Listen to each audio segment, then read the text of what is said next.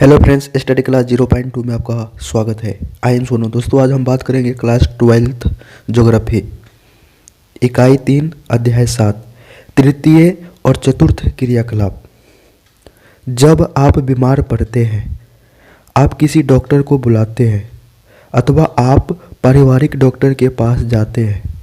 कभी कभी आपके माता पिता उपचार के लिए आपको अस्पताल ले जाते हैं। विद्यालय में आपको अध्यापक पढ़ाते हैं। किसी भी विवाद की स्थिति में कानूनी राय वकील से ली जाती है। इसी प्रकार अनेक व्यवसायी होते हैं जो फीस का भुगतान होने पर अपनी सेवाएं प्रदान करते हैं। अतः सभी प्रकार की सेवाएं विशिष्ट कलाएं होती है जो भुगतान के बदले प्राप्त होती है। स्वास्थ्य, शिक्षा, विधि, प्रशासन और मनोरंजन इत्यादि को व्यावसायिक कुशलता की आवश्यकता है। इन सेवाओं को अन्य सैद्धांतिक ज्ञान और क्रियात्मक प्रशिक्षण की आवश्यकता होती है और अभ्यास इन्हें पूर्ण व्यावसायिक बनाता है। तृतीय क्रियाकलाप सेवा सेक्टर से संबंधित है। जनशक्ति सेवा सेक्टर का एक महत्वपूर्ण कारक है क्योंकि अधिकांश तृतीय क्रियाकलापों का निष्पादन कुशल श्रमिक व्यावसायिक दृष्टि से प्रशिक्षित विशेषज्ञ और परामर्शदाताओं द्वारा होता है। तो दोस्तों, हमने देखा है कि तृतीय क्रियाकलाप, प्राथमिक क्रियाकलाप आप समझते हो। प्राथमिक क्रियाकलाप वे क्रियाकलाप होते हैं जिसमें खेती किया जाता है, पशुपालन किया जाता है। और द्वितीय क्रियाकलाप वे क्रियाकलाप होता है जिसमें विनिर्माण माने मैन्युफैक्चर किया जाता है। और तृतीय क्रियाकलाप वे क्रियाकलाप होता है जिसमें क्या है दोस्तों कि सेवा दिया जाता है। जैसे आपका डॉक्टर है ना, अध्यापक है, वकील है ना, वकील है। तो ये सब क्या है, आपको सेवाएं प्रदान कर रहा है। उसके बाद आपका दे रखा है आर्थिक विकास की आरंभिक अर्थ अवस्थाओं में लोगों का एक बड़ा अनुपात प्राथमिक सेक्टर में कार्य करता है। तो प्राथमिक सेक्टर जो खेती करते हैं, पशुपालन करते हैं, जो प्रकृति से निर्भर होते हैं। और एक विकसित अर्थव्यवस्था में बहुसंख्यक श्रमिक तृतीय क्रियाकलाप में रोजगार पाते हैं। तो तृतीय क्रियाकलाप जितने जो सर्विस देते हैं, जैसे डॉक्टर, टीचर, वकील, नाई, अपेक्षाकृत कम संख्या में द्वितीय सेक्टर में गए। तो द्वितीय सेक्टर वे क्रियाकलाप होता है जिसमें केवल मैन्युफैक्चर किया जाता है। आगे है दोस्तों, तृतीय क्रियाकलापों में उत्पादन और विनिमय दोनों सम्मिलित है। तो उत्पादन भी होता है और विनिमय भी होता है। उत्पादन में सेवाओं की उपलब्धता शामिल होती है जिनका उपभोग किया जाता है। तो दोस्तों, उपभोग उपभोक्ता के द्वारा जो भी वस्तुओं का उपभोग किया जाता है उसे उपभोग कहा जाता है। उत्पादन को परोक्ष रूप से पारिश्रमिक और वेतन के रूप में मापा जाता है। तो पारिश्रमिक भी मिलता है और वेतन भी मिलता है। विनिमय के अंतर्गत व्यापार, परिवहन और संचार सुविधाएं सम्मिलित होती हैं जिनका उपयोग दूरी को निष्प्रभाव करने के लिए किया जाता है। तो निष्प्रभाव करने के लिए किया जाता है। आगे देखते दोस्तों, क्या है आपका,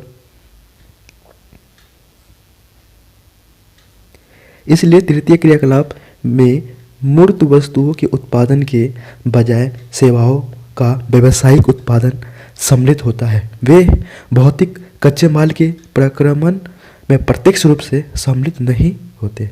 जैसे एक नालसाज, बिजली मिस्त्री, तकनीशियन, धोबी, नाई, दुकानदार, चालक, कोषपाल, अध्यापक, डॉक्टर, वकील और प्रकाशक इत्यादि का काम इनका सामान्य उदाहरण है।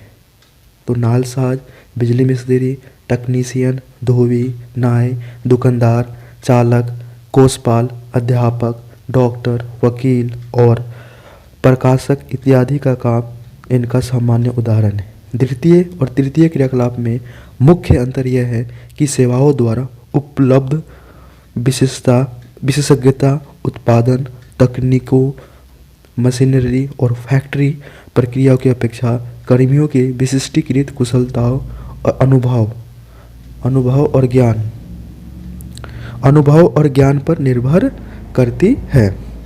तृतीय क्रियाकलाप के प्रकार है दोस्तों। तो अब तक आप जान गए हैं कि आप व्यापारी की दुकान से पुस्तकें, स्टेशनरी खरीदते हैं, बस अथवा रेल द्वारा यात्रा करते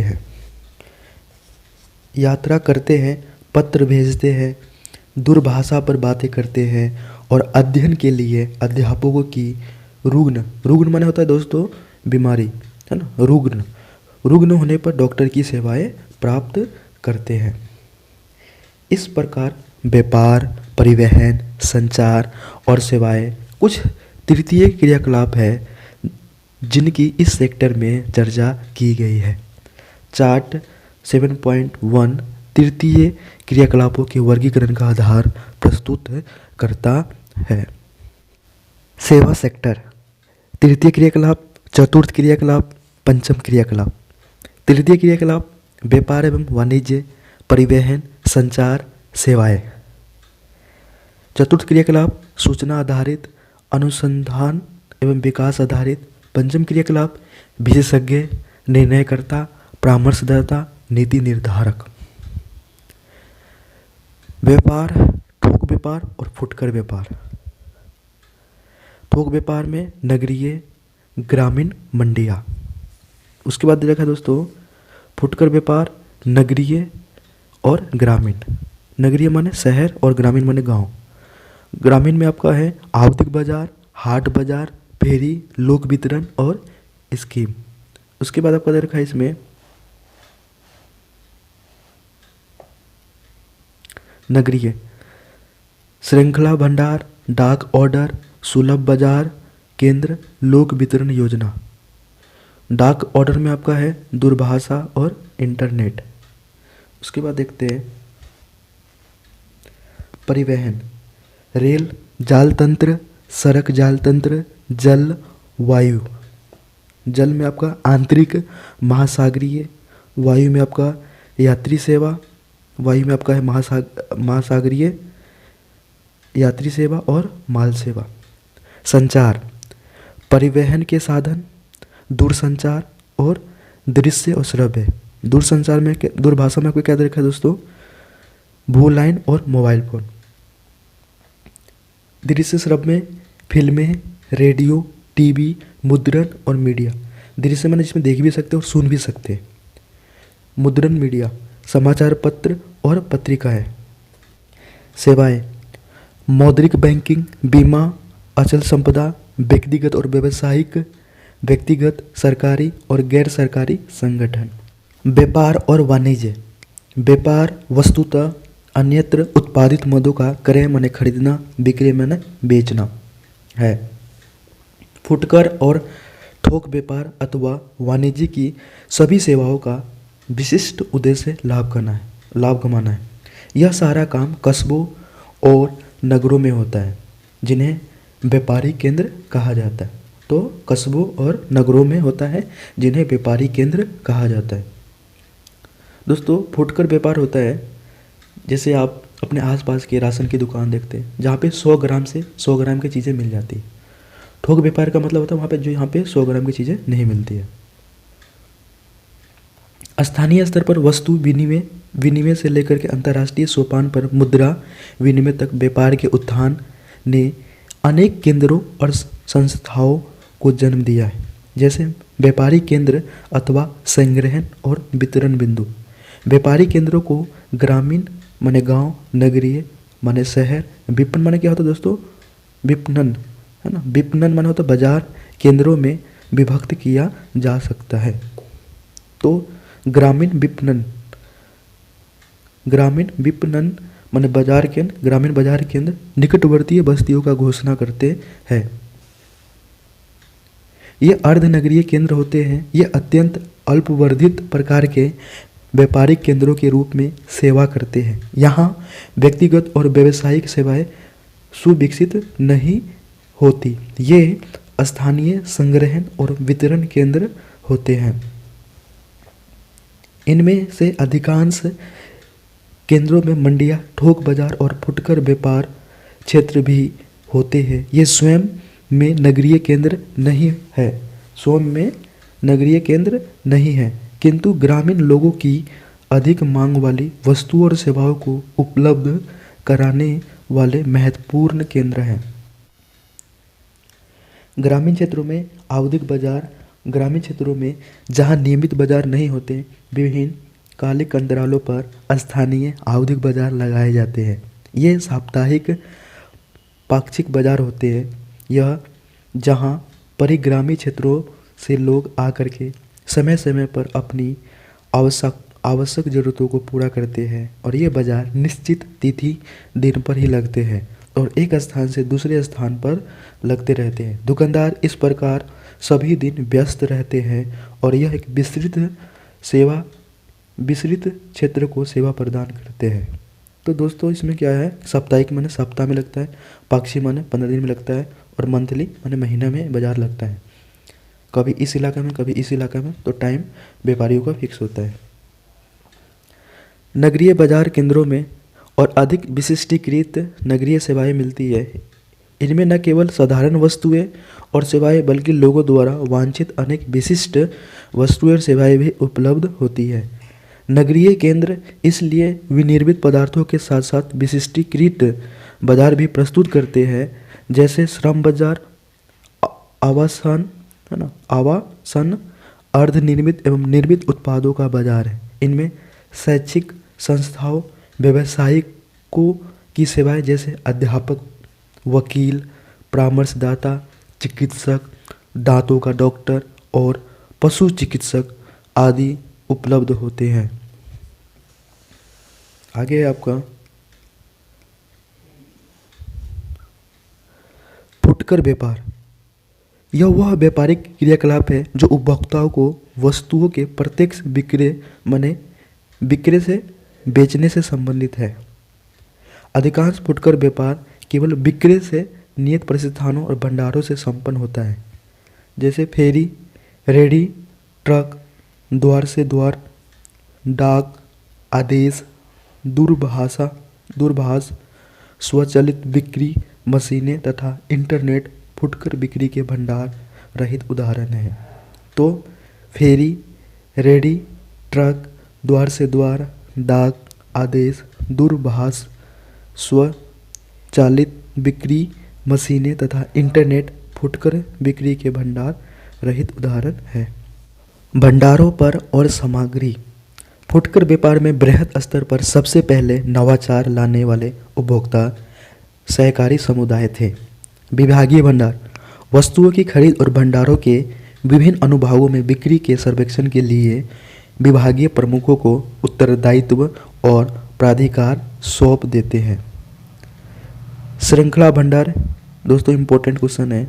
अत्यधिक मितव्ययता से व्यापारिक माल खरीद पाते हैं और यहाँ तक कि अपने विनिर्देश पर सीधे वस्तुओं का विनिर्माण करा लेते हैं। वे अनेक कार्यकारी कार्यों में अत्यधिक कुशल विशेषज्ञ नियुक्त कर लेते हैं और उनके पास एक भंडार के अनुभव के परिणामों को अनेक भंडारों में लागू करने की योग्यता होती है। आगे देखते हैं थोक व्यापार। थोक व्यापार का गठन अनेक बिचौलियों, सौदागरों और पूर्ति घरों द्वारा होता है, न कि फुटकर भंडारों द्वारा। श्रृंखला भंडारों सहित कुछ बड़े भंडार विनिर्माताओं से सीधी खरीद करते हैं, फिर भी बहुसंख्यक फुटकर भंडार बिचौलिए स्रोत से पूर्ति लेते हैं, माने बिचौलिए से सामान लेते हैं। थोक विक्रेता माने बेचना पर्याय फुटकर भंडारों के उधार भी देते हैं। जो थोक विक्रेता होता है वो फुटकर जैसे दुकान, राशन वाले जो दुकान को उधार भी देते हैं। यहाँ तक कि फुटकर विक्रेता अधिक थोक विक्रेता की पूंजी पर ही अपने कार्य का संचालन करते हैं। तो ज़्यादा थोक विक्रेता से क्या उधार लेकर के दुकान को चलाते हैं। आगे देखते हैं परिवहन। परिवहन एक ऐसी सेवा है और सुविधा है जिसमें व्यक्तियों, विनिर्मित माल तथा संपत्ति को भौतिक रूप से एक स्थान से दूसरे स्थान पर ले जाया जाता है। यह मनुष्य की गतिशीलता की मूलभूत आवश्यकताओं को पूरा करने हेतु निर्मित एक संगठित उद्योग है। आधुनिक समाज वस्तुओं के उत्पादन, वितरण और उपभोग में सहायता देने के लिए तीव्र तीव्र माने शीघ्र माने जल्दी से सक्षम परिवहन व्यवस्था चाहते हैं। इस जटिल व्यवस्था की प्रत्येक अवस्था में परिवहन द्वारा पदार्थ का मूल्य अत्यधिक बढ़ जाता है। परिवहन दूरी को किलोमीटर दूरी अथवा मार्ग लंबाई की वास्तविक दूरी माने समय, दूरी अथवा लागत, एक मार्ग पर यात्रा करने में लगने वाले समय और लागत, दूरी अथवा मार्ग पर यात्रा के खर्च के रूप में मापा जा सकता है। तो परिवहन के साधन के चयन में समय अथवा लागत के संदर्भ में एक निर्णायक कारक है। मानचित्र पर समान समय में पहुंचने वाले स्थानों को मिलाने वाली समकाल रेखाएं खींची जाती है। जाल तंत्र और पहुंच, जैसे ही परिवहन व्यवस्थाएं विकसित होती है, विभिन्न स्थान आपस में जुड़ करके जाल तंत्र की रचना करते हैं। जाल तंत्र तथा योजक से मिलकर के बनते हैं। तो जाल तंत्र किससे है? योजक से मिलकर के बनते हैं। दो अथवा अधिक मार्गों की संधि स्थल, एक उद्गम बिंदु, एक गंतव्य बिंदु। तो वहाँ से जहाँ पे से स्टार्ट होता है और गंतव्य बिंदु जहाँ पे पहुँचना होता है, अथवा मार्ग के सहारे कोई बड़ा कस्बा नोड होता है और प्रत्येक सड़क जो दो नोडों को जोड़ती है। तो प्रत्येक सड़क क्या है? दो नोडों को जोड़ती है, यह योजक कहलाती है। तो प्रत्येक सड़क जो दो नोडों को जोड़ती है वो योजक कहलाती है। उसके बाद क्या देखा आपको इसमें, एक विकसित जाल तंत्र में अनेक योजक होते हैं, जिसका अर्थ है कि स्थान सुसंबद्ध हो। आगे देखते हैं आपका परिवहन को प्रभावित करने वाले कारक। परिवहन की मांग जनसंख्या के आकार से प्रभावित होती है। जितनी ज़्यादा जनसंख्या उतनी ज़्यादा परिवहन, और जनसंख्या का आकार जितना बड़ा होगा परिवहन की मांग भी उतनी अधिक होगी। नगरों, कस्बों, गांवों, औद्योगिक केंद्रों और कच्चे माल, उनके मध्य व्यापार के प्रारूप, उनके मध्य भूदृश्य की प्रकृति, जलवायु के प्रकार और मार्ग की लंबाई पर आने वाले व्यवधानों को दूर करने के लिए उपलब्ध निधियों माने मुद्रा पर मार्ग निर्भर करते हैं। आगे पॉइंट है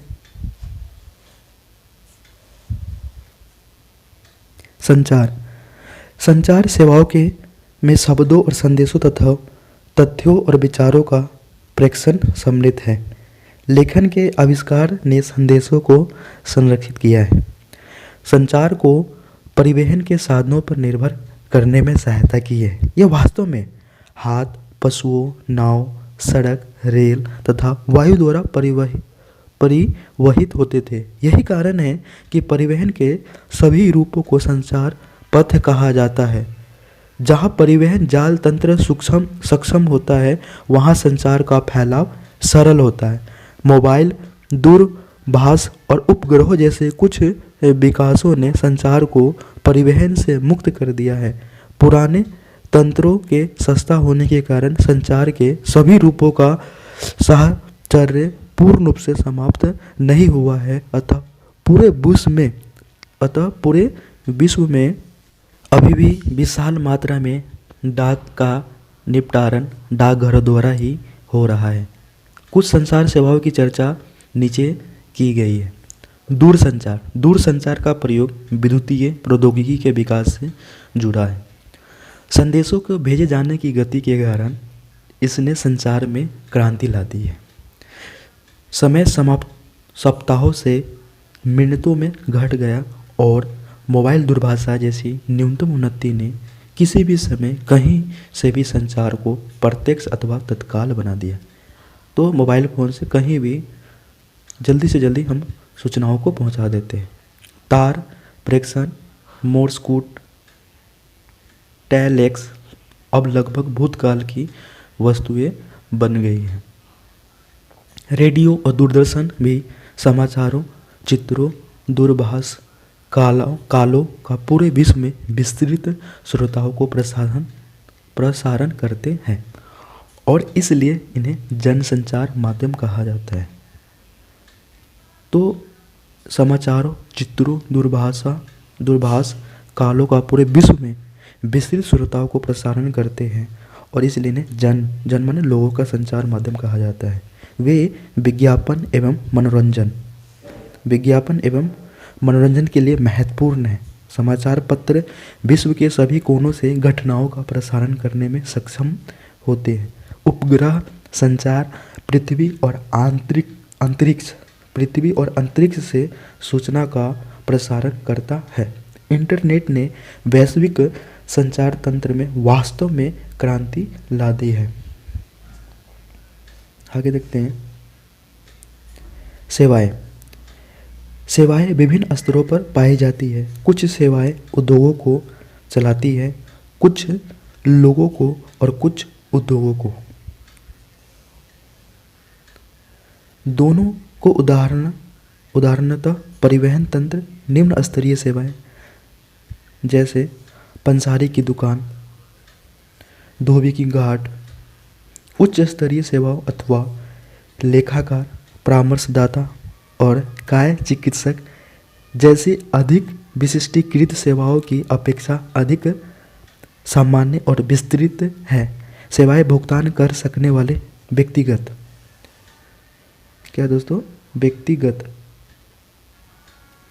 विस्तृत सेवाएं भुगतान करने वाले व्यक्तिगत उपभोक्ताओं को उपलब्ध होती है।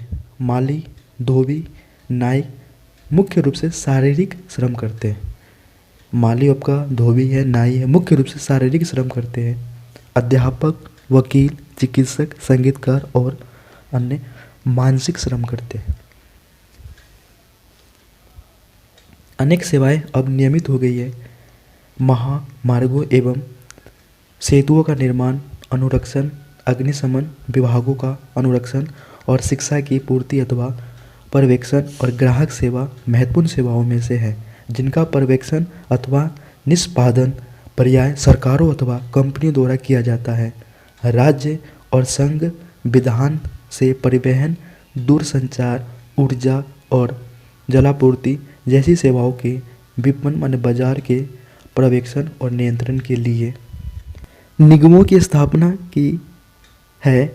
स्वास्थ्य की देखभाल, अभियांत्रिक इंजीनियर, विधि और प्रबंधन, व्यावसायिक सेवाएं, मनोरंजनात्मक और प्रमोद माने खुशी सेवाओं की स्थिति बाजार पर निर्भर करती है।